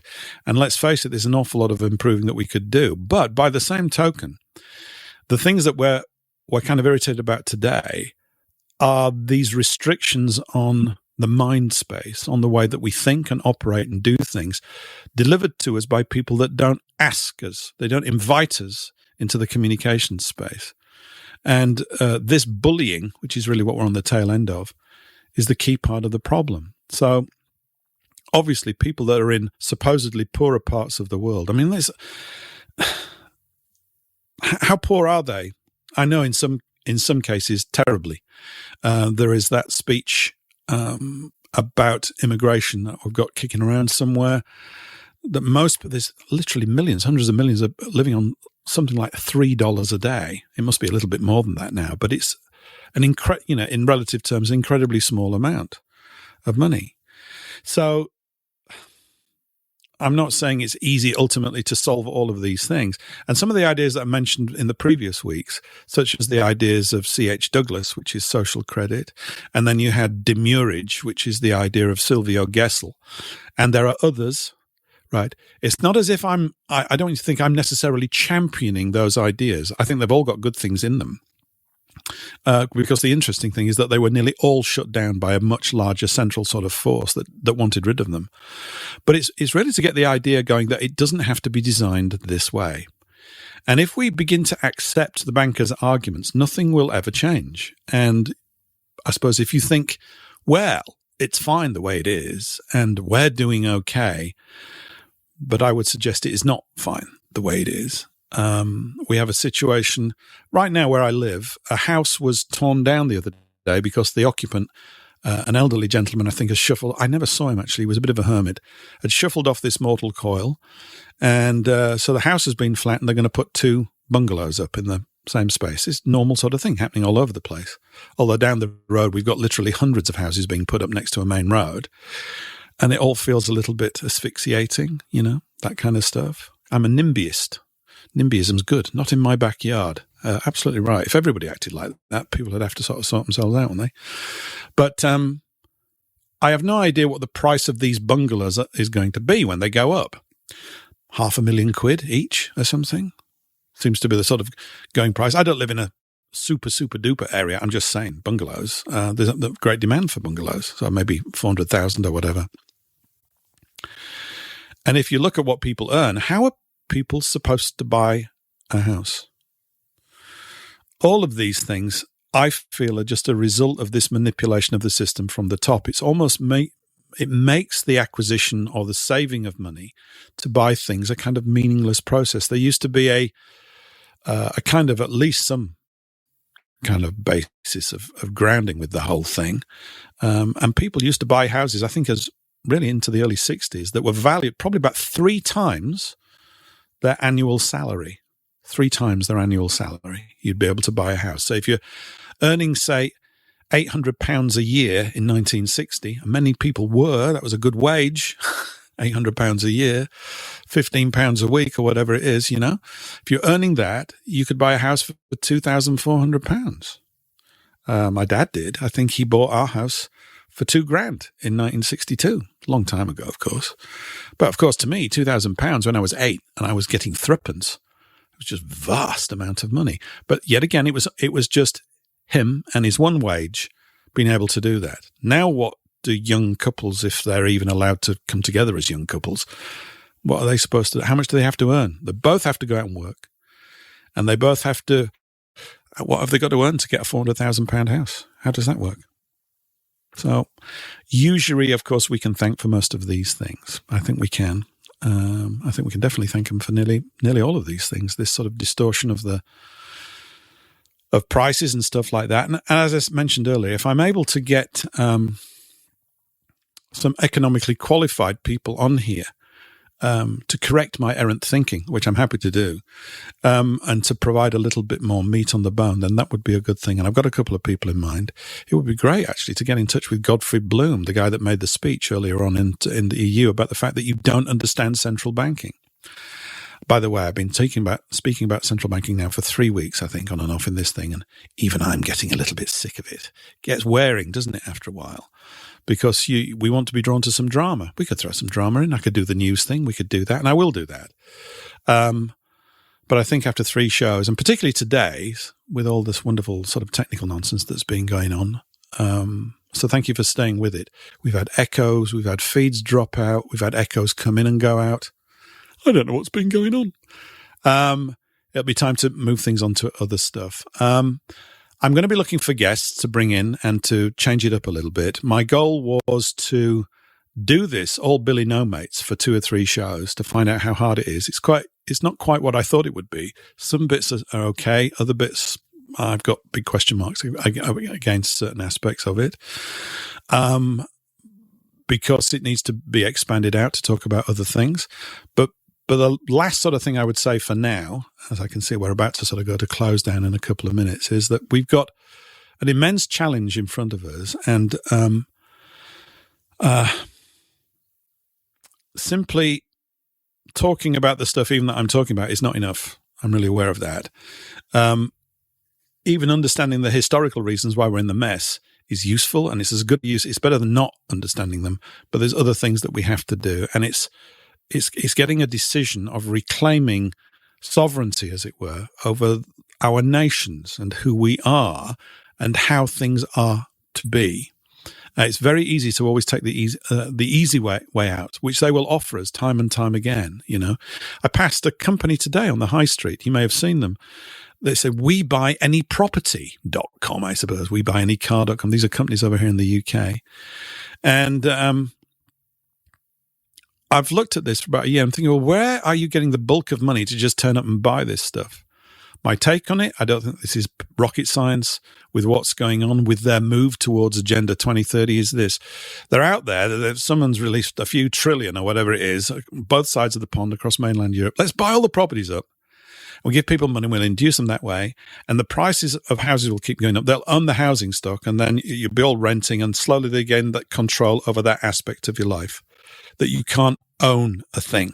And this is really what they're looking to do, to bring that into play more fully. And I suspect that company, amongst many others, is part of that process of, getting people really not so much in hock, but disconnected from ownership so that, so they can never get a foot back on the ladder again and do it.